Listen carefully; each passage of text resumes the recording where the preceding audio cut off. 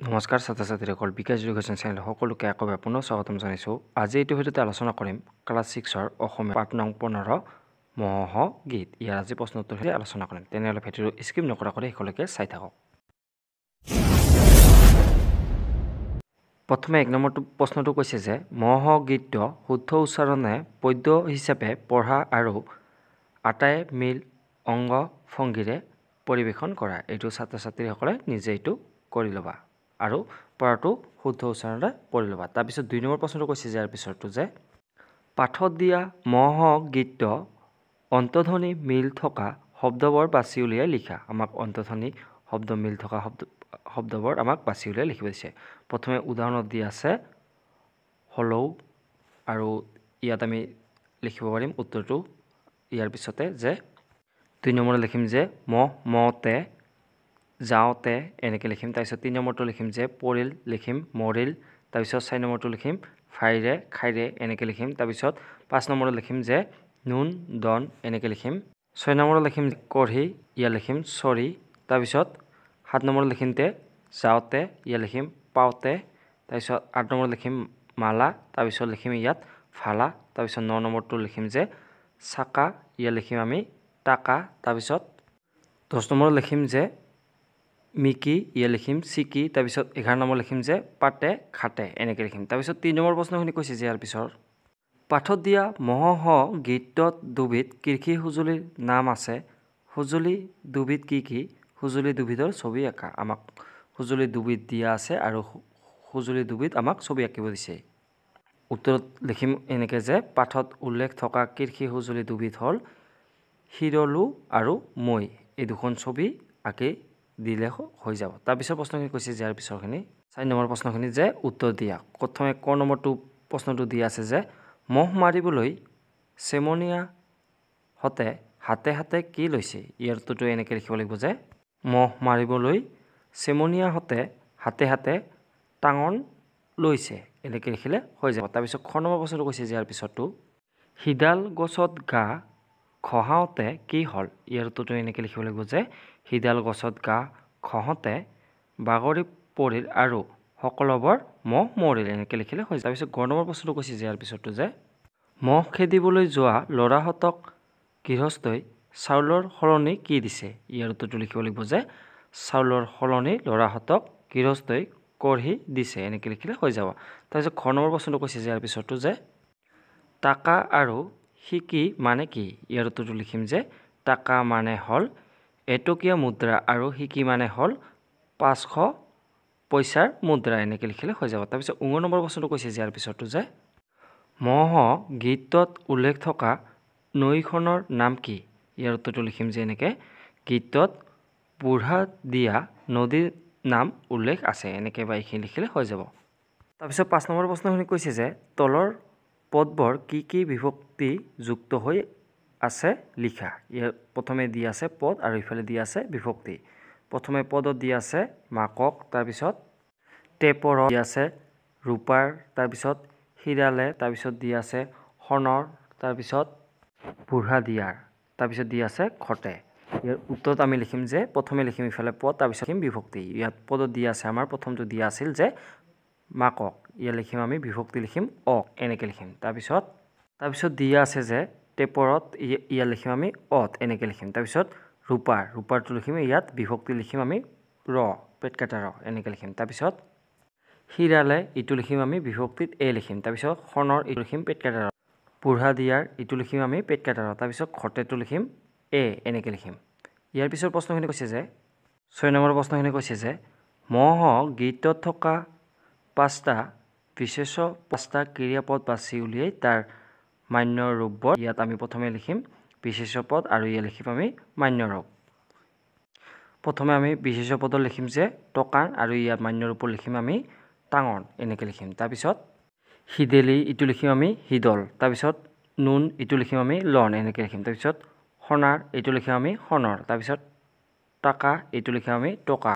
এই 5টা লিখি দিলে হৈ যাব। তাৰপিছত প্ৰশ্নখিনি কৈছে যে ইয়াৰ পিছৰ 7 নম্বৰৰ প্ৰশ্নখিনি যে বাক্য ৰচনা কৰা। ইয়াৰে প্ৰথমে দিয়া আছে আমাৰ চকচকীয়া। তাৰপিছত দিয়া আছে চিকমিকিয়া। তাৰপিছত হিৰলো তাৰপিছত দিয়া আছে টাঙন ইয়াৰে প্ৰথমটো দিয়া আছে আমাৰ চকচকীয়া এইটো আমি এনেকৈ বাক্য ৰচনা কৰিব পাৰিম যে কৰ্দৈৰে ঘঁহি ধুই দিয়াৰ পাছত শৰাই দুখন চকচকীয়া হৈ উঠিল এনেকৈ লিখিলে হৈ যাব তাৰপিছত দিয়া আছে আমাৰ চিকমিকিয়া এইটো আমি এনেকৈ সজাই লিখিম যে দেৱালীৰ চিকমিকিয়া চাকিবোৰ দেখি ৰীতাৰ মন আনন্দৰে ভৰি উঠিল এনেকৈ লিখিম তাৰপিছত যিটো দিয়া আছে আমাৰ শিকি এইটো আমি এনেকৈ সজাই লিখিম যে মদনে সংগ্ৰহ কৰা মুদ্ৰাবোৰৰ ভিতৰত এটা 1951 চনৰ শিকিও আছে এনেকৈ লিখিলে হৈ যাব তাৰপিছতটো দিয়া আছে ইয়াৰ পিছৰ হিৰলো এইটো আমি এনেকৈ লিখিব পাৰিম যে হিৰলোৰ পৰশত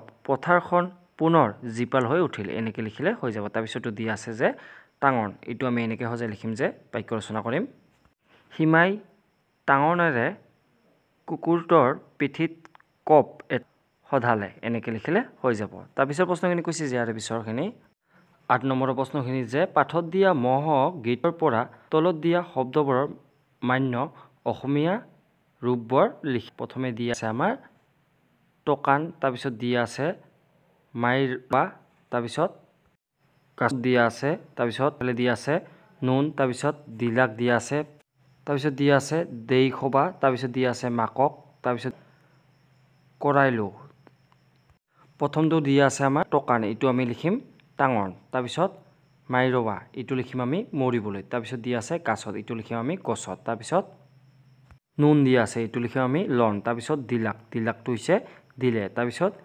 দেইখবা এইটো লিখিম আমি দেখিবলৈ তাৰপিছত দিয়া আছে কৰাইলো এইটো লিখিম আমি কৰিলো এনেকৈ লিখিলে হৈ যাব তাৰপিছত 9 নম্বৰ প্ৰশ্নখিনি কৈছে যে ইয়াৰ পিছত যে তুমি দেখা যিকোনো এটা লোক উৎসৱৰ বিষয়ে বৰ্ণনা কৰা আমি উত্তৰ লিখিম যে প্ৰথমে লিখিম মহ উৎসৱ এইটো আমি এনেকৈ লিখিম যে আঘোণ মাহৰ পূৰ্ণিমাৰ নিশা চেমনীয়া ল'ৰাবোৰে হাতত টাঙন লৈ মহ খেদা বা মহ উৎসৱ পাতে এজনে কল চচিনী আদি পিন্ধি ভালুকৰ বেশ ধৰে তেওঁলোকে মানুহৰ চোতালে চোতালে মহ গীত গাই ফুৰে গৃহস্থক তেওঁলোকে গীতৰ মাজেদি আশীৰ্বাদ দিয়ে গৃহস্থই সেৱা কৰে আৰু ল'ৰাহঁতক টকা চাউল আদি দিয়ে তাৰে তেওঁলোকে পাছদিনা এটা লগ ভাত খায় এনেকৈ বা এইখিনি লিখিলে হৈ যাব তাৰপিছৰ প্ৰশ্নখিনি কৈছে যে ইয়াৰে পিছৰ 11 নম্বৰ প্ৰশ্নখিনি যে তলত উল্লেখ কৰা